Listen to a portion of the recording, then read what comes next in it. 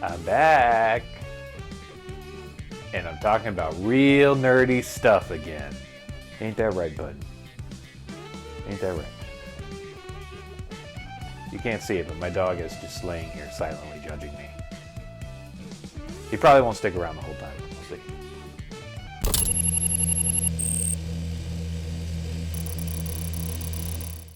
So today we're talking about Tales of Arise.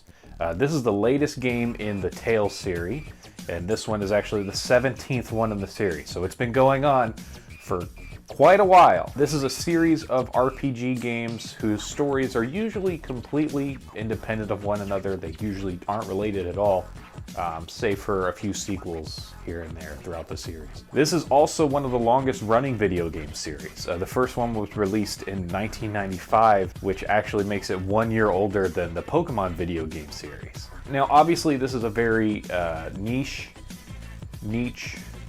I'm not 100% sure how you pronounce that word, but it's a very unique series.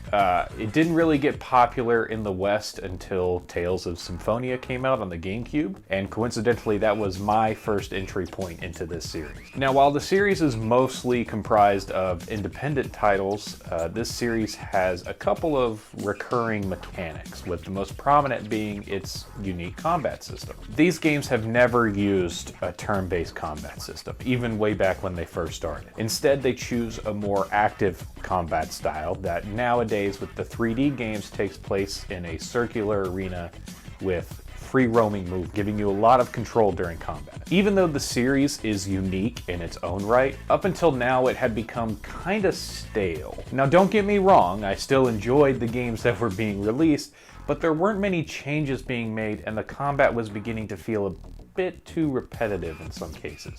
Due to the series having a gradual drop in sales over the past couple of titles, it seemed like it was becoming time to reinvent the wheel a little bit. And so, Tales of Arise was born. Now, I'm going to start out by explaining what the Tales series really brings to the table. So if you're familiar with the Tales series at all, you can just skip ahead to where I talk about Tales of Arise itself. Otherwise, strap in for some knowledge about the series.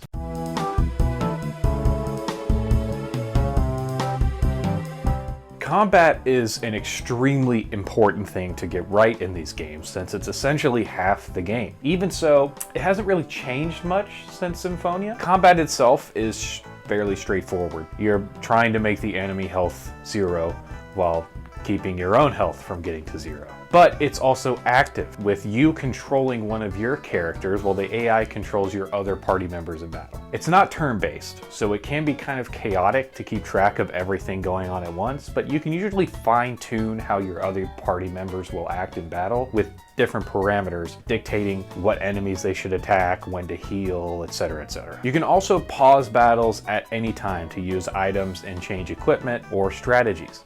Now, of course, being a fantasy game, you can use magic, because no fantasy game is complete without some kind of magic, but it's different for each character, and instead they're called arts. That's A-R-T-E, not just A-R-T. Now, each character has their own unique arts, and using them will consume art points, which is basically mana in any other fantasy game. There are melee-centered arts that are used immediately and up close, and then there are magic arts that need time to cast but can hit pretty much anywhere in the arena. The benefit of arts, other than extending your attack combo and doing more damage, is that they usually have some sort of element attached to them, so you can exploit enemy weaknesses. Usually your arts are mapped to one button plus a directional input. That's how it's been in the past. And you usually have a normal attack button and a guard button. Now, there's also another combat style that's used by the last two games in the series, which were Vesperia and Berseria, where you can only attack using arts, and attacking advances you through a branching tree of different arts. So like, you can use one art and then you gotta choose through a list of the next arts to use in the next tier, and then there's another tier, and there's another tier. This isn't a very good explanation of it. It's not easy to describe, but I hate this combat system. It just made it a little too simple for me, so Whatever, I don't care. The Tales series is also well received for its cast of characters. Each game has you meet important characters who will join you on your quest for their own reasons and will stick with you to the end. While just playing through the main story will have these characters gradually open up to you, their backstories are mostly told through side quests and optional fights, and getting to really explore these characters is a huge draw for me. The writers also tend to do a fairly good job of not letting these characters fall into cliched tropes. Each character also has their own style in combat. Some are purely melee centered, just up close and personal. Some are magic centered, where pretty much all of their attacks need to be cast, and others just lie somewhere in between those 2 points. The best part though is that you can control any character you want in your party, so combat never gets too stale. If you're getting tired of how one player controls, or you don't like how using that player feels in combat, just switch to a different character. You can do it at any time, and it's actually encouraged.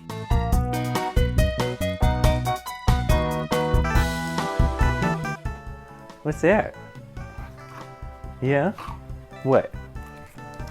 Oh, you wanna play? His favorite toy is like this little stuffed llama that we have for him. And anytime he brings it, he stuffs it in his mouth and he'll just like walk up to you, and it's the cutest thing.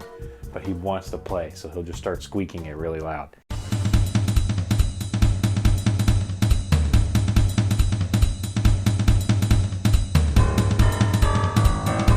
So what's new with Tales of Arise? Well, Arise brings with it a host of changes to the series, and they actually work pretty well. Combat itself has gotten the most changes. This is a very important aspect of the series, so fine-tuning it was desperately needed. You're back to having a regular attack button, but now your arts have been mapped to 3 different face buttons, and the arts you use change depending on if you're in the air or on the ground. So air combat is now much more centered in this game. The other face button is now a dedicated jump button, which was a much needed addition, especially for this new revamp of the system, and they've included a dodge button instead of a guard this time.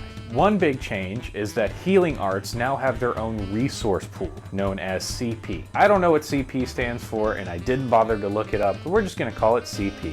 You can increase the max amount you have by beating stronger monsters, and you can replenish it using items or resting, so it's not a set amount at any one point. You can refill it back up. The other major change that you're probably seeing in the background with all the flashy lights and stuff is boost attacks and boost strikes. Now, boost attacks are attacks that you can do at any time by pressing one of the corresponding D-pad buttons for a character. Each character has a different move they will immediately perform, and they're each used for different situations. For example, some enemies have armor, which makes them take less damage from the front. They still take full damage from the back, but you don't want to have to keep running around behind them to hit them, so you can use Law's boost attack to destroy their armor for the rest of the fight. Now, the thing is that boost attacks can't be used indefinitely, and once you use them, they have to recharge, so you want to make sure you use them at the right time. Boost strikes are even flashier. Every enemy has a combo meter you fill up by racking up combos on them, obviously. However, the more health an enemy has, the harder this is to do. Once you do fill up the meter though, your boost attacks change to a boost strike that 2 characters will perform together depending on which one you choose to start it off, and this will always instantly defeat the enemy that you're targeting, no matter how much health that they have.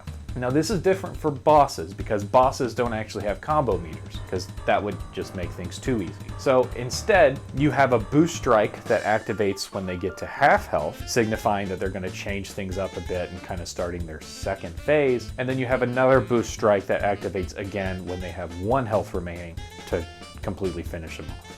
Other than that, the game is mostly similar to other Tales games, with a couple of exploration additions. Artifacts are a new item, and they can be found from side quests. These artifacts will grant you permanent bonuses you can turn on or off. Now, these bonuses are similar to what you would get in the grade shop on New Game Plus in the old games, so if you know anything about that, you know that these bonuses are very, very beneficial. Skits are now animated, just like normal cutscenes, but with a comic book style instead of the usual 2D animation. It's a nice upgrade from what they used to be, but I do kind of miss the anime style format a bit. But this does let you see your characters more interacting with each other and how they actually look if you've equipped them with a bunch of little costume accessories like I love to do.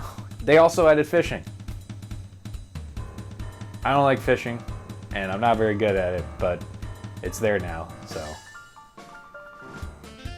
cool.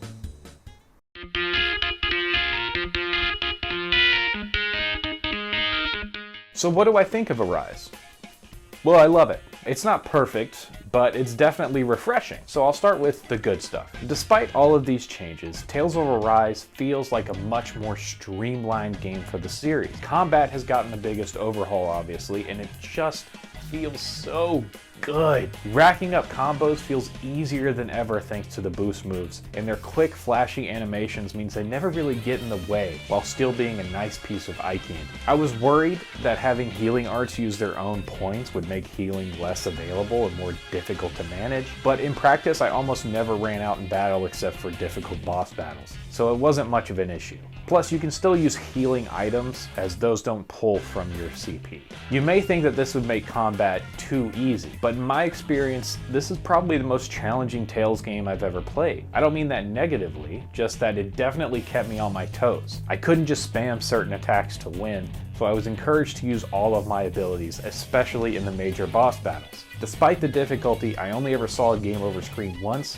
so it wasn't ever frustrating. Unfortunately, the combat isn't perfect.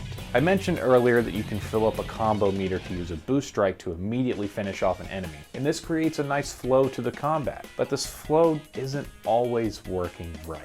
Let me try to break this down. The more health an enemy has, the harder it is to fill up the combo meter. Basically, when they're at full health, you're not gonna fill up that combo meter. You're probably not even gonna see a rise at all. Hitting them with their weakness helps a bit more, but your first priority is always going to be to just deplete their health enough to actually start filling up the meter. Once you do, your priority shifts from depleting their health to racking up a combo, since it's faster to get a boost strike and take them out. But if the enemy is too beefy, the combo meter doesn't fill up and the battle drags on. Now, boost attacks help alleviate this issue a bit by downing an enemy when you use it correctly, but they don't automatically refill between battles. So if you used one at the end of the last battle and you need to use the same one again in the next battle, you're stuck waiting for it to fill up. This can be especially frustrating if it's an enemy with armor and you need law to break it, or if it's one of the fast enemies that likes to dodge your attacks. When the combat works the way it's intended to, it's amazing. But until it gets there, it's kind of a drag. There's also one big issue I had with the characters. Now, this is going to get a little bit into spoiler territory, so if you don't want that, you can just skip ahead a little bit. So each character in your party is heavily implied to end up with some romantic relationship with another character in your party. As far as I can tell, this is the first Tales game to really do that, where it's not just like the main two characters, it's like everyone. So if that appeals to you, here you go. But this romantic relationship stuff becomes much more apparent about halfway through the game. Basically, Alphen ends up with Shion, Law with Rinwell, and Kasara with Dohu. Now, this is fine normally if it's written well and seems to come about naturally, but for one pair, it seems kind of forced. Law and Rinwell are the two younger characters in your party, and throughout the beginning of the game, they seem like they just get on each other's nerves. But after one major event with Rinwell, they're just kind of written to have secret crushes on each other. There's no build up to it. It's just all of a sudden they like each other. It feels odd because up until then, and even afterwards still, Rinwell is annoyed by Law because she thinks he's just a dumb boy who thinks only with his fists. And I mean, he is. Law's a punchy dumb boy. But her opinion of him never really changes organically. And until that major plot event, Law never showed any interest in Rinwell or how she felt about things. It just doesn't feel like a natural progression of their feelings, especially compared to the other two groups. Their bond seems to be more focused on, oh, these two kids both lost their parents, they can bond over their loss. Which I guess is okay, but I feel like there needs to be more to make it feel genuine. Honestly, their relationship feels more like how Rita and Carol treated each other in Tales of Vesperia than it does with any other romantic relationship that you see throughout the series. So if you know who those characters are, you know exactly what I'm talking about. Despite all of this, I really do like this game. I am also really glad that it actually came out and didn't feel rushed or was just outright canceled, as it was originally planned to come out last year, but the worldwide event caused it to be delayed. The Tales series needed to change things up a little to keep the series fresh, and that's essentially why Arise was made. Thankfully, these changes only made the series better, and I'm looking forward to more games with this style. Now, is this my favorite Tales game? No, but I'd say it's a close second. In my personal rankings, my top 3 now are Tales of Vesperia, Tales of Arise, and Tales of Xillia 2. If you think you'd like this kind of game, you should definitely check it out. It's on every platform except the Switch, and is currently one of only 2 games in the series to be that widely available. That's all that I have to say about this game now, though. If you have any questions for me, leave them in the comments below and I'll respond. And if you liked this video, you should consider giving me a like and subscribing to my channel. I know it's been a while since my last video, but I do have more videos planned, with the next one being on a game that comes out early next month starring a female protagonist. Hint, hint, wink, wink. I think most of you will know where I'm going with this. Anyway, thanks for watching.